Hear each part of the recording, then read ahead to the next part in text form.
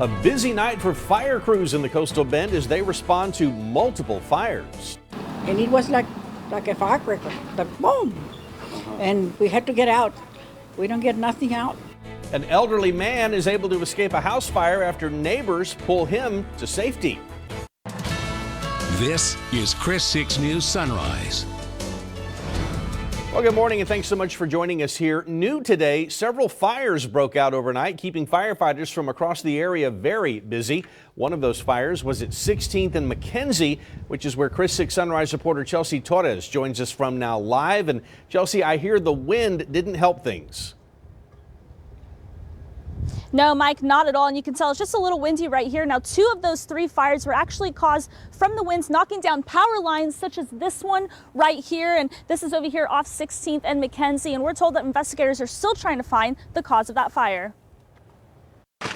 This fire was spotted around 12:15 this morning. Firefighters tell us this house was vacant, but was undergoing renovations. No one was inside the home at the time, but neighbor Rick Ramirez didn't know that and rushed over to get people out. I tried to get to the front door and I couldn't, man. It was just way too hot. I was like 15 feet away and I couldn't get to the front door. The wind shifted and the flames came out like halfway to the street. I tried to get inside of it. I tried to go save somebody or whatever. I don't know who was in there, but it was crazy. Corpus Christi firefighters say when they arrived, the whole house was covered in flames and part of the building had already burned down. We're told the winds had a lot to do with it. The high winds made the fire intensify and burn a lot quicker. I don't think that it played a significant role in how long it took us to put the fire out. No one was hurt. The fire marshal will look into what caused this fire. And minutes before this fire on 16th, Nueces County ESD number 2 was called out to a fire on Highway 286 and County Road 22. People called in saying they could see smoke and flames in the area. Officials tell us a power line came down, likely due to the wind, and sparked a brush fire. An abandoned house in the area caught on fire, but no one was hurt. Crews had this one out in about an hour.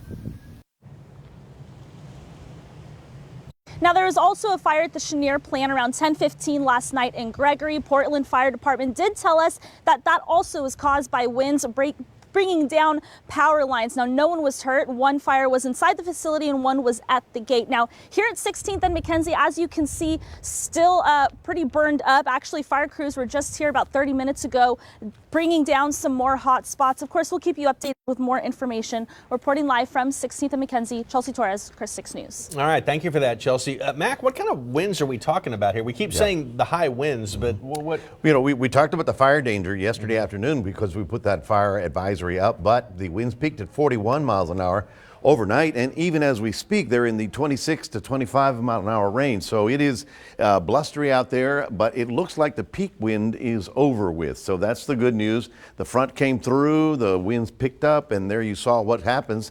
You know, at about 40 miles an hour, you know, power lines are the first things that go down, branches start to break. It's almost like what happens in a tropical storm, but obviously this is not a tropical storm. This is a cold storm.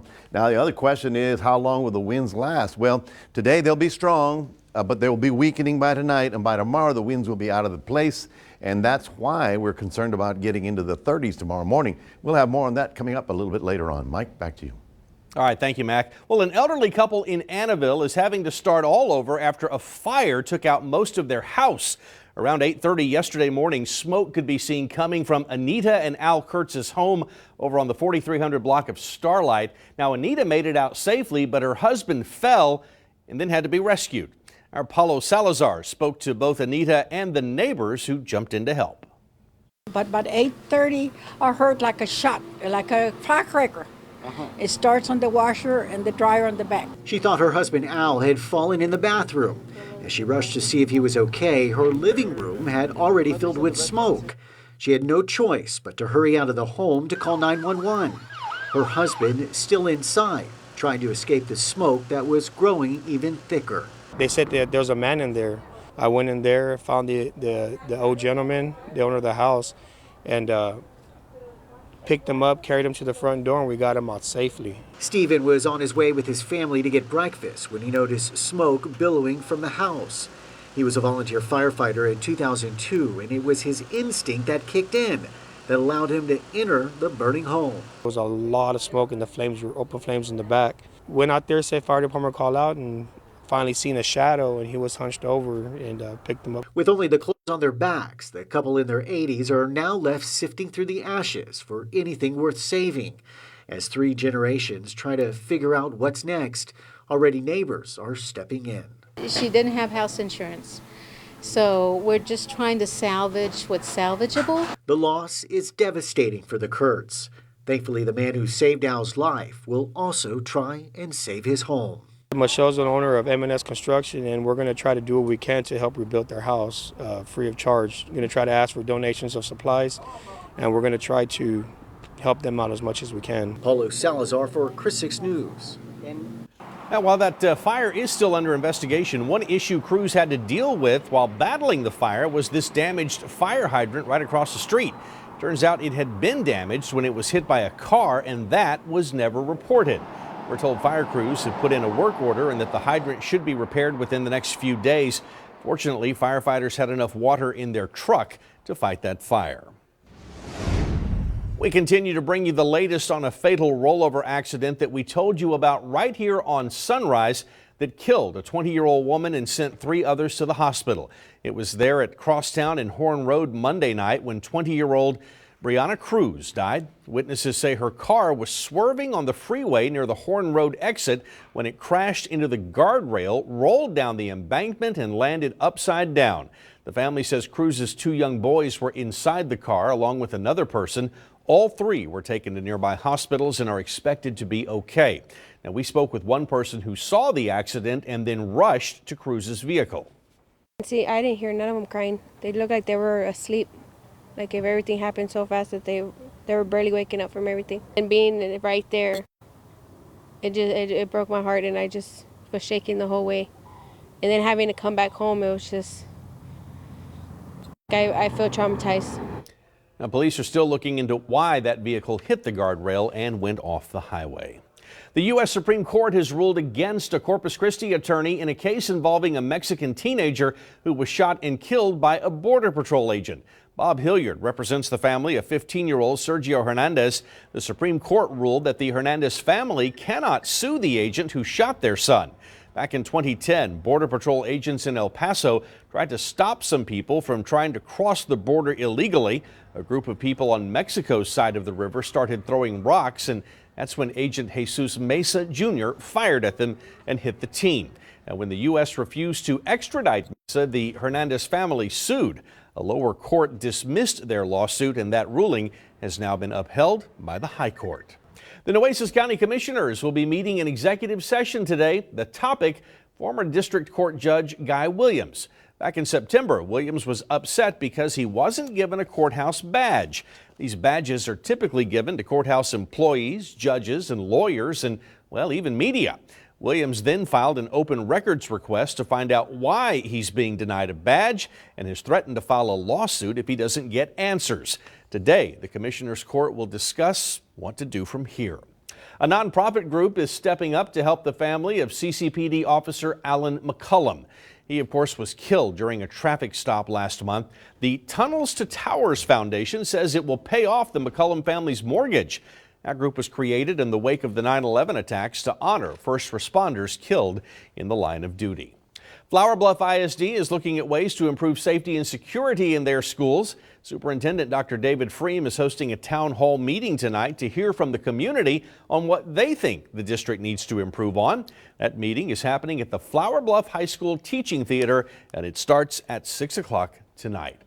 And some good news here. The Water's Edge Playground on the Bayfront is reopening today. Now, you may remember it was closed back in January, so safety improvements could be made to the play surface.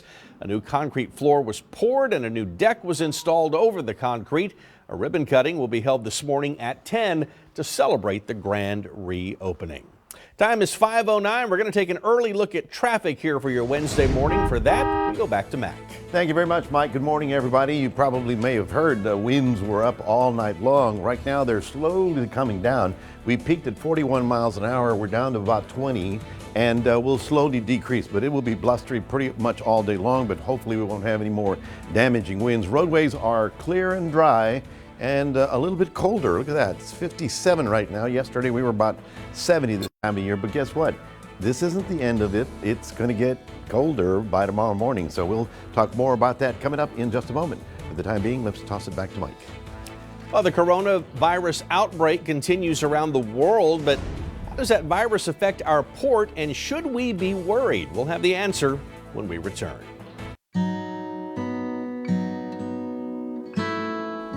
Black History Month means to me is unity and equality.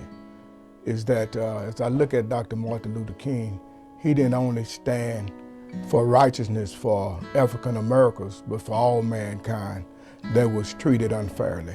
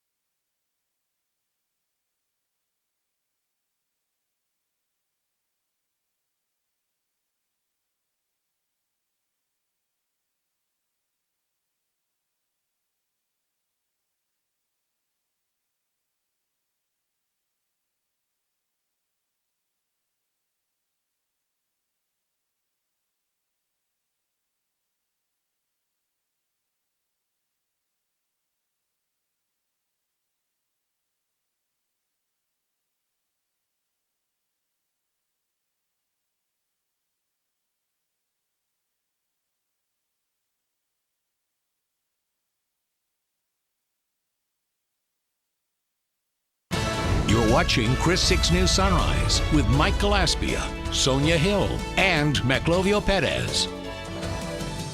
As leaders in the U.S. make plans to deal with an outbreak of coronavirus, Europe and Asia are in the throes of it, dealing with the rapid spread of the disease and a rising number of dead. NBC's Richard Engel takes a look at the global impact. The coronavirus, a killer cold many times more lethal than the flu, is fanning out across Asia and Europe. South Korea has the highest known contaminations outside China, around 1,000 cases. Panic buying is setting in. Runs on supermarkets. In Hong Kong, anger is growing that China, which says infection rates there are slowing, initially censored information about the virus before it became an epidemic. They missed a chance to control the contagion in January, and they chose to suppress it. Travel across Asia is in turmoil. I flew from the nearly empty Hong Kong airport to Singapore. Look around here. This is Hong Kong International Airport, one of the busiest transport hubs in the world. There's nobody here. In Singapore, every passenger now given a thermal scan for fever. But not every country is so well equipped. Iran is of particular concern, with its secretive government and a healthcare system already strained because of sanctions. The deputy health minister among the 100 reported infections, but medical officials worry the real number may be higher. In Europe, Italy is the hardest hit, at least 10 deaths. The virus has now spread to the south of Italy as well. NBC's Molly Hunter is in Milan. This is Milan's most famous cathedral, closed to tourists. But as the numbers tick up in Italy, it's not necessarily that more people are getting sick overnight. It's that authorities are testing more people. The virus has jumped Italy's border, too. Cases in Croatia, Switzerland, and the Canary Islands.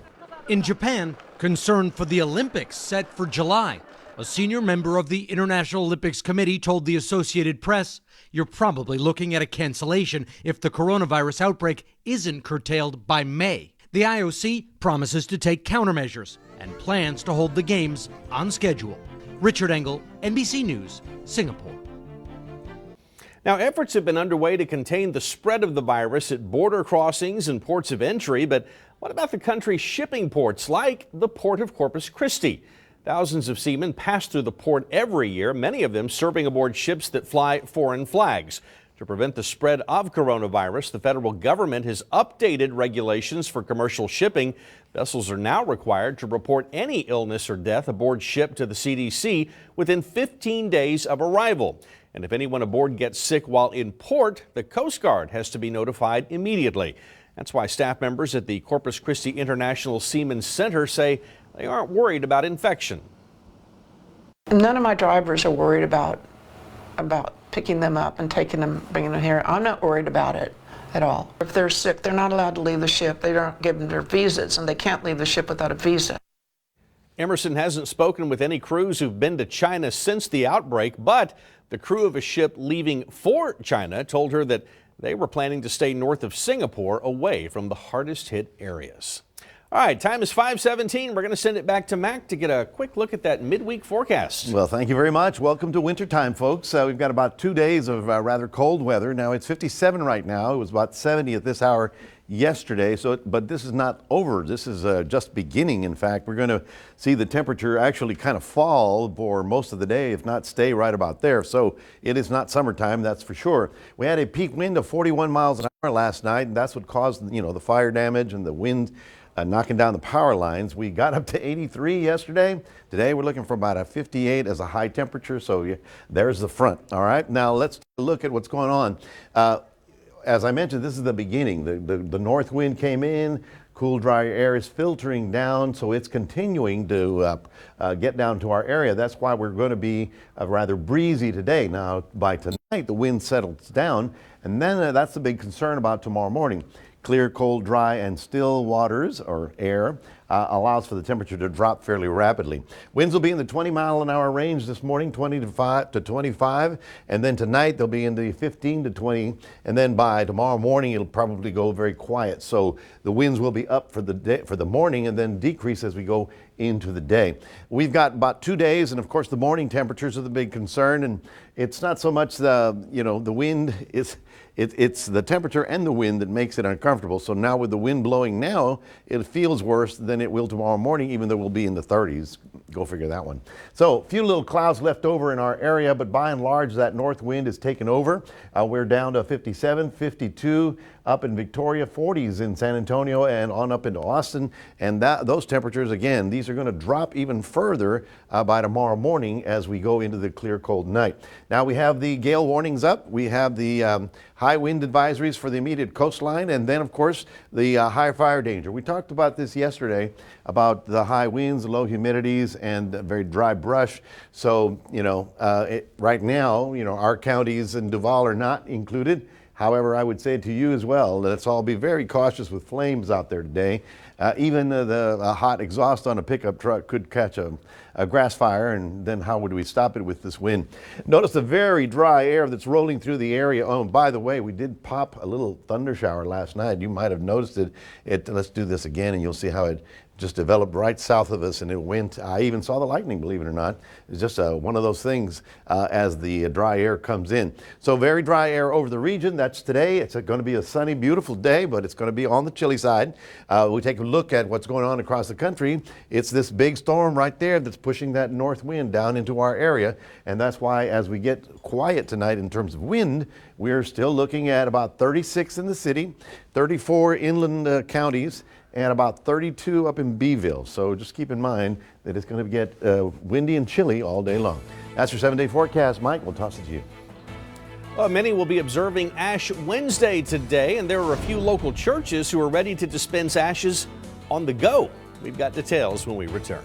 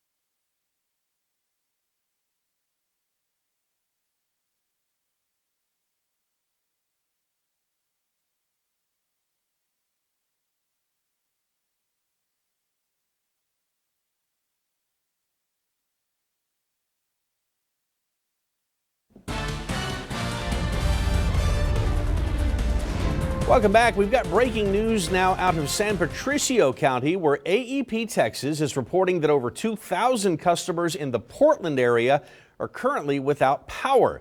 According to their website, they say weather is the cause of the outage. We reported earlier about power lines that went down because of a fire at the Chenier plant, one in and one outside of the fence there. Estimated restoration at this point is 8 o'clock this morning. We'll, of course, keep an eye on that. Well, our area high school basketball teams were on display last night, and a couple of them now have their sights set on winning regionals. Your sports director, Alan Harwell. Hi, good morning, everybody. It was a huge night of area high school basketball playoff action for both the boys and the girls. Let's spotlight the girls. Let's head over to King High School, where a ticket to the regional tournament in Class 5A was on the line. Carroll and Flower Bluff, Lady Hornets, trying to stretch their winning streak to 21 in a row. And you know, it's a big night when Islanders head coach Royce Chadwick shows up. He was checking out some potential college talent. And Boy, he saw a great performance from Flower Bluff. They came out with the pedal to the metal. That's Gloria Guerin with a great move underneath. The Bluff led by 4 at halftime. Now, the turning point in this game was in the 3rd chapter. The Lady Tigers managed just 1 field goal. That's right, and here it is. It's from Maya Simon. While Carroll went cold, Flower Bluff just stayed hot, and they went on a 14-2 run. Maggie Harrell is going to drive. Watch what happens here. No one is there to stop her.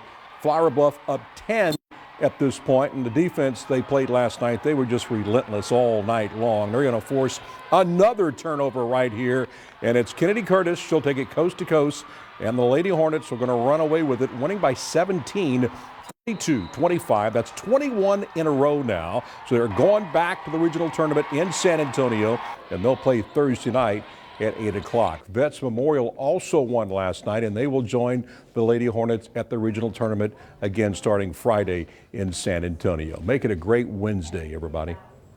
And speaking of Wednesday, this is, of course, Ash Wednesday. And as they have done in the past, some local Episcopalian churches plan to be offering ashes to go. That means you can receive ashes on your forehead without having to get out of your car. Now, the churches offer it as a service for those who may not have time to attend a service today. Clergy from the All Saints Episcopal Church will be dispensing drive-through ashes from 7 a.m. to 6 p.m. That's on Staples near Castores. And St. Bartholomew's will offer the service from 6 a.m. to 7 p.m. just across the street from the church at Airline and Belmead. By the way, Our Lady of Perpetual Help will be holding its annual Fish Fry today. The event will start at 11 this morning and run until 7 tonight at the church on Williams Drive.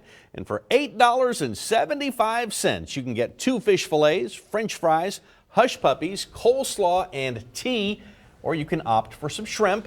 All proceeds benefit the OLPH Academy. They're going to be doing this every Friday until April 3rd. That's right. So be sure and stop by. That's a tradition around here. It really, and it's OLPH. good. Oh, it's been great. You know, if you haven't done it, stop by there. A lot there. of sense of community there, you know, so you need to go by and just support them and just make new friends. Yeah, and enjoy a pretty good lunch, too. There you go. So let's check on traffic this morning. Yeah. What are our roads looking like? You know, the winds overnight were pretty strong. We got up to 41 miles an hour. Right about now, as you head out, you can see it's still rather blustery in the 23-mile-an-hour range. This is in Beeville, and you can see the flags waving over here. The winds are in the 25 to 35-mile-an-hour range right now. They'll be decreasing about 10 miles an hour by this afternoon, and then tonight they're going to go fairly quiet. But that's why here in Beeville, we're looking at the possibility of getting real close to freezing tomorrow morning. We'll talk more about that coming up in a moment. Mike, back to you. All right, much more news straight ahead here on Chris 6, including this. A woman at the center of an investigation into her 2 missing children expected to make an appearance in court today. Find out what she's asking for when we return.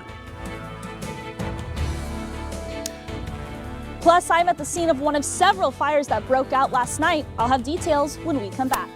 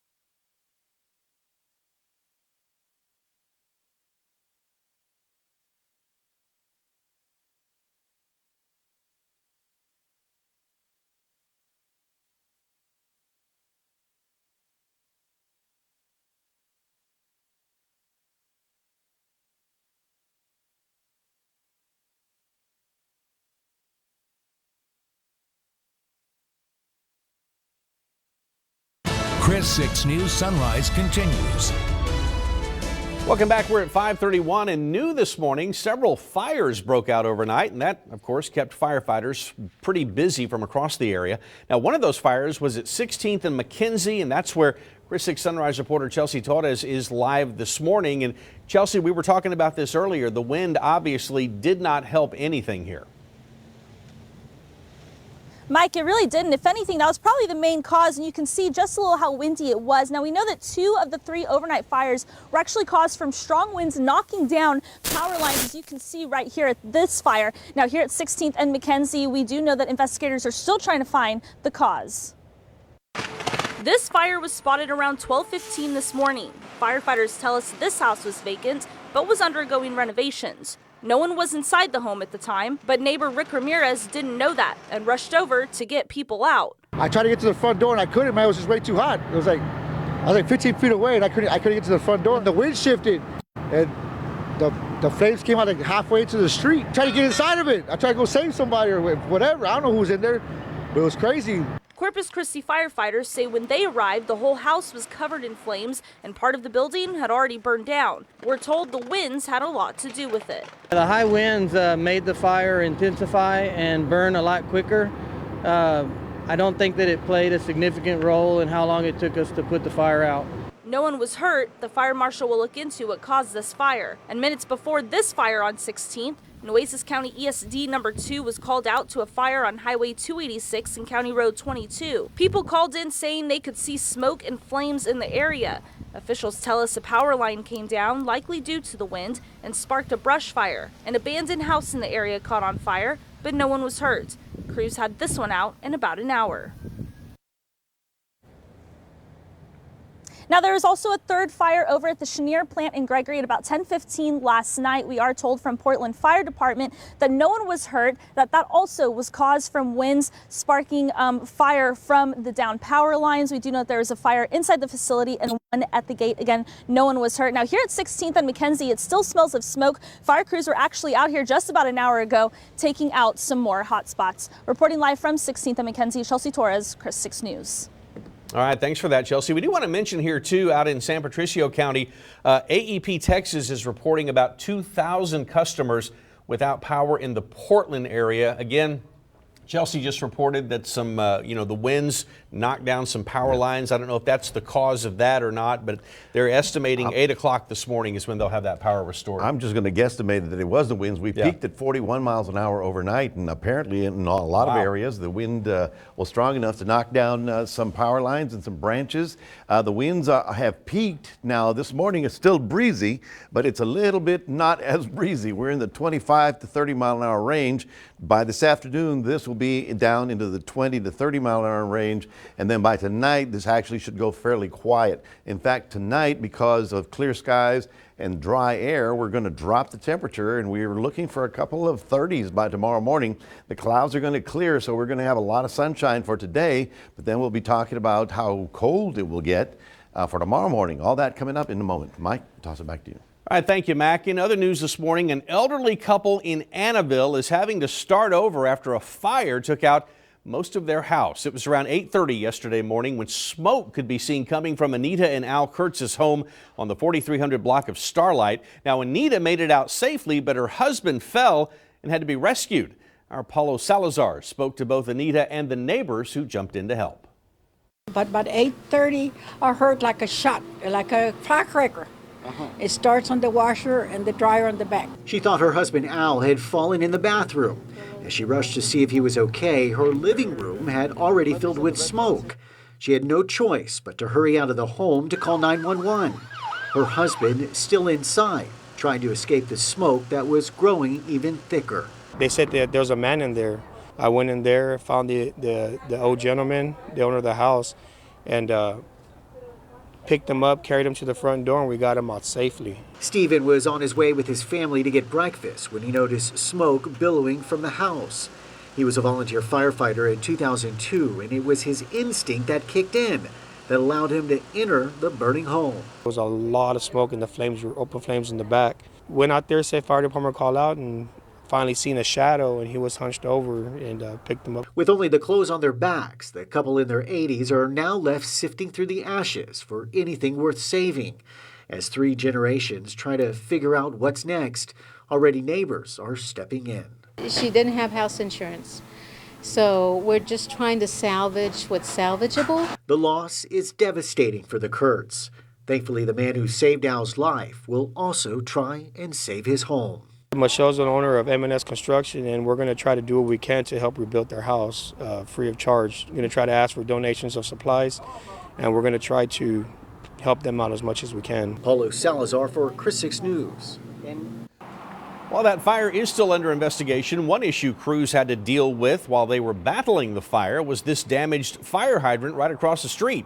Turns out it had been damaged when it was hit by a car, and that was never reported. We're told fire crews have put in a work order and the hydrant should be repaired within just a few days. Fortunately, firefighters had enough water in their truck to fight that fire. Well, we continue to bring you the latest on a fatal rollover accident we told you about right here on Sunrise that killed a 20-year-old woman and sent 3 others to the hospital. It was there at Crosstown and Horn Road Monday night where 20-year-old Brianna Cruz died. Witnesses say her car was swerving on the freeway near the Horn Road exit when it crashed into the guardrail, rolled down the embankment, and landed upside down. The family says Cruz's 2 young boys were inside the car along with another person. All 3 were taken to nearby hospitals and are expected to be okay. Now, we did speak with one person who saw the accident and then rushed to Cruz's vehicle. See, I didn't hear none of them crying. They looked like they were asleep. Like if everything happened so fast that they were barely waking up from everything. And being right there, it broke my heart, and I just was shaking the whole way. And then having to come back home, it was just, it's like I feel traumatized. And police are still looking into why that vehicle hit the guardrail and went off the highway. Well, the U.S. Supreme Court has ruled against a Corpus Christi attorney in a case involving a Mexican teenager who was shot and killed by a Border Patrol agent. Bob Hilliard represents the family of 15-year-old Sergio Hernandez. The Supreme Court ruled that the Hernandez family cannot sue the agent who shot their son. Back in 2010, Border Patrol agents in El Paso tried to stop some people from trying to cross the border illegally. A group of people on Mexico's side of the river began throwing rocks, and that is when Agent Jesus Mesa Jr. fired at them and hit the teen. When the U.S. refused to extradite Mesa, the Hernandez family sued. A lower court dismissed their lawsuit, and that ruling has now been upheld by the High Court. A woman at the center of an investigation into her 2 missing children is expected to be in court today. It was last week that 47-year-old Lori Vallow was arrested in Hawaii on a warrant from Idaho. Her children have been missing since September. Vallow was told to bring them to authorities by the end of January, but did not do so. And there is no indication that they were with her in Hawaii. Police, however, believe that she knows where they are, or at least what happened to them. Vallow is facing several charges. She is asking for a reduction in her bond. The Nueces County Commissioners will be meeting in executive session today. The topic, former District Court Judge Guy Williams. Back in September, Williams was upset because he wasn't given a courthouse badge. Those badges are typically given to courthouse employees, judges, lawyers, and, well, even media. Williams then filed an open records request to find out why he's being denied a badge and has threatened to file a lawsuit if he doesn't get some answers. Well, today, the Commissioners Court will discuss what to do from here. Flower Bluff ISD is looking at ways to improve safety and security in their schools. Superintendent Dr. David Freem is hosting a town hall meeting tonight to hear from the community on what they think the district needs to improve on. That meeting is happening at the Flower Bluff High School Teaching Theater. It starts at 6 o'clock tonight. And some good news here. The Water's Edge Playground over on the Bayfront is reopening today. You may remember it was closed back in January so that safety improvements could be made to the play surface. A new concrete floor was poured and a new deck was installed over the concrete. A ribbon cutting will be held this morning at 10 to celebrate the grand reopening. Time now here, 5:40, and Mac has a quick look at the forecast. Well, thank you, Mike. Obviously, the winds were the big problem last night. You probably heard them blowing in. We had a 41-mile-an-hour wind gust, so that's enough to cause a little damage, throw away some garbage cans and knock some branches down. So do be cautious. The winds are down into the 25-mile-an-hour range at now, and they'll slowly decrease during the day. But the temperature's 57, far cry from the 83 we had yesterday. And this isn't the end of it, folks. It's going to start getting even cooler during the day as the north wind continues blowing. So it's that 41 peak that was a problem. So as we go through the day, these north winds will slowly decrease. By tonight, when they go quiet and we go very calm, we've got perfect conditions for what we call radiational cooling. Clear skies, dry air, light winds, and all the heat that's in the ground sort of evaporates, and so we sort of lose that. So it's going to be cold, be in the 30s, and so we'll have to deal with that. A little bit of cloud cover left over from all that activity with that front that came in, but the winds are the big factor. As I said, this is not the end of it. This is the beginning of the cool transition. You can see how much of North Texas is in the 40s, and it's in the teens up way north. So we're looking at 57 for us as you head out the door. High temperature today, 58. So 1 degree is going to be kind of like there all day long. We have all kinds of winter weather advisories for wind especially. And not only that do we have the small craft advisory, but we have the inland high wind advisory. Of course, this is the most important. Right about there. It's the fire weather warning. Now, we or Duval, Jim Wells are not in it, neither is Webb. And yet, on ranch country out there in Concepcion, you got to be very cautious with anything that looks like a flame, because if a wildfire takes off, it's going to be real hard to stop with this very low humidity and the gusty winds. In this water vapor imagery, you can see the very dry air that's on top of us. That's why it's going to allow the temperature to fall pretty rapidly tonight. As a result, tomorrow morning, the big question is, how cold will it get? Well, I'm looking for 36 in the city, and we're looking for the outlying areas, so we'll call it Sinton, Mathis, over to Alice, 34. And above Beeville and Tilden, north of that, it'll probably be right at freezing for about a couple hours. It's not a hard freeze, but it'll drop down there. So our height, it's currently 57. It's going to get up to 58. So that's where we're going to be all day long. Sunny skies, it's a gust of wind. Tonight, clearing cold down to 36 in the city. A little bit milder by Friday, and by the time we get to Saturday, it'll be springtime again. How about that? That's your 7-day forecast. We'll toss it back to Mike. Well, still ahead on this hour of Sunrise, we're going to introduce you to a local school helping people of all abilities find their place in the workplace.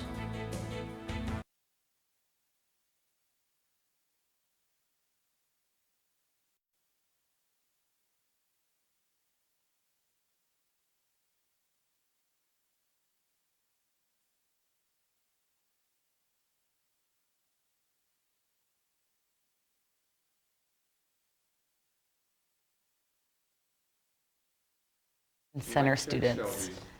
Mary Grutt Transition Center students. Mic check, 1, 2, 3. Mic check, 1, 2, 3, 4, 5, 6.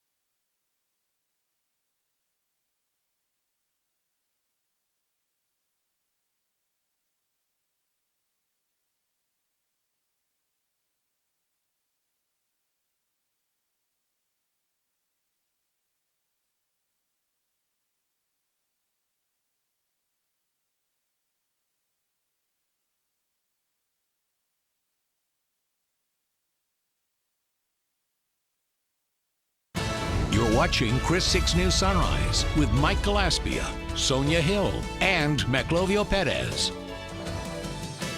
Welcome back. There is a school within CCISD that's giving students with disabilities the opportunity to get out into the workforce. Chris 6 News reporter Shelby Coppage spent the day with a few of these students. She joins us now and tells us about what she learned about that program. And Shelby, give us an example of how the program is working. Mike, these students are getting hired. Last year, 11 of the Mary Gret Transition Center students got hired before they even graduated. And this past school year, 30% of the students with cognitive or physical disabilities now have jobs. Thaddeus Oliveras is a first-year student. He's one of 78 who attend Mary Gret Transition Center. Like all students, his goal is to become a part-time employee. His teachers say he's challenging himself every day. To listen and focus and do my very best. Parents of students with disabilities and in their 4th year of high school with CCISD are given the option to apply at Mary Gret Transition Center. Thaddeus is learning skills he'll use at home, and he's working on becoming an employee. It's something he looks forward to. Not being bored, riding the bus, and working hard and have a good day.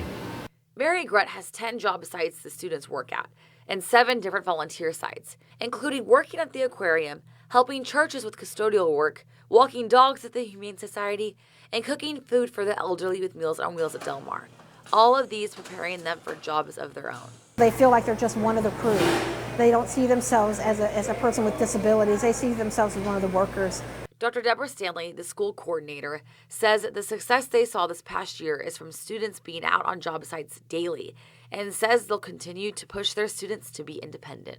To give them that ability to what they can do, let them go, let them shine.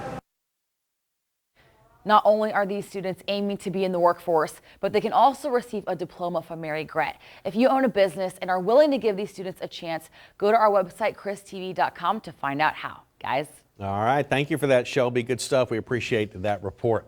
We got something coming up here after the break we're going to tell you about. But before we do that, I want to send it over to Meclovio for a quick look at traffic. You bet. Good morning, everybody. Your traffic, well, of course, is being affected by the wind.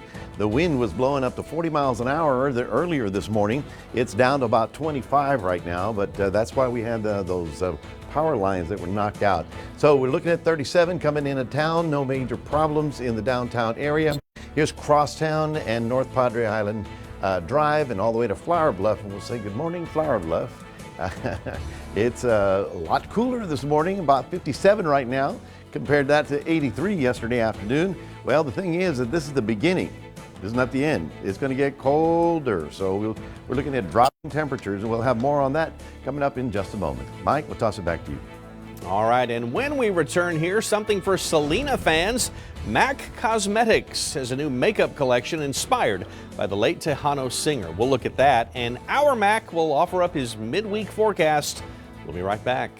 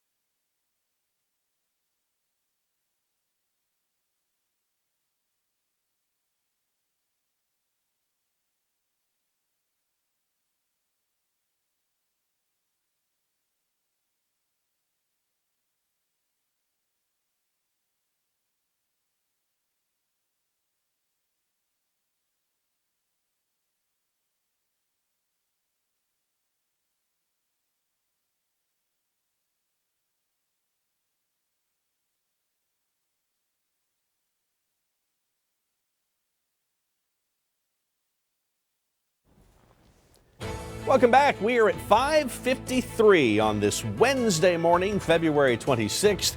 And if you're up this early, well, bless your heart. There's a live look outside from our studio camera.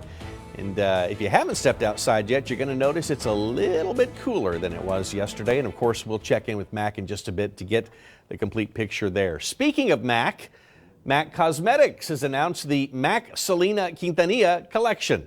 The new line will launch in April to commemorate the late Tejano singer. The cosmetics company initially premiered their first cosmetics tribute to Selena back in 2015 to coincide with the first Fiesta de la Flor. Now on May 9th, the tribute concert honoring Selena will be taking place at the Alamo Dome in San Antonio. All right, as promised and as advertised, we're going to send it back over to our Mac for a quick look at the weather. Yes, not quite as slick as the makeup. Morning, everybody. It's a little cooler out there this morning, down into the 50s right about now. Not particularly bitter cold, but then again, this is not the end of it. It's the beginning of it. It's the temperature right now is where it's going to be all day long. And of course, the winds are a concern. Last night, they were up to 40 miles an hour. Right now, they're 25, so they're slowly beginning to decrease, but now 54. So we've dropped 3 degrees in the last hour, so it's coming down. So it's the beginning of the chill. Now, it was 83 yesterday. Right now, we're a far cry from that. That north wind will be in the 25 to 35 mile an hour range for the morning hours, so it'll be rather blustery. So if you're going to be outdoors, definitely grab the coat because it does get cold for you. Now, as we go through the day, the winds will continue to slowly decrease, and tonight will go calm. And that's the big concern. Clear, cold, calm weather gives us very cold nights because the temperature drops as all the heat is released from the earth. So tonight is when we get down into the 30s, but without a wind, it's not as bad. There you see a little bit of cloud cover over the coastal areas, but as I mentioned, you move north, even to San Antonio, they're in the 40s, and obviously the Panhandle, much colder than that. But this is that cold air that continues dropping southward into our region, and why we're going to have winter for about 2 days. We had 2.5 days, okay, before we return to springtime. So 54 as you head out the door and 25 mile an hour wind. We have wind advisories up and down all over the coast, and this is the most important right here. This is for mariners, but this is for everybody else. High fire danger exists today in South Texas, and although the counties of Duval and Webb and Jim Wells are not included, I am going to include them. I think we should all be very cautious, especially on ranch country with dry brush, because it's going to be very dry and very windy out there today. This is the orange area. That's the very dry air. That's one that's on top of us right now. So clear sky is going to be a beautiful day out there, but a little on the cool side. Here's your forecast as we get a high today, basically where we are. We're at 54. It's only going to get up to 58. That's the high temperature. Very windy for today. Winds will settle down tomorrow. It won't be as windy on Thursday, but it's Thursday morning. That's tomorrow morning. 36 in the city, 34 Alice and Mathis, and north of Beeville is where I think it's going to be touch freezing for a little bit, and that's tomorrow morning. That's your 7-day forecast. We'll be back in a little bit. Here's Mike. All right, don't you dare go anywhere. We do have another hour of sunrise to get to. It includes folks in Corpus Christi saying goodbye to yet another restaurant. Find out why the company says they've decided to close down when sunrise continues.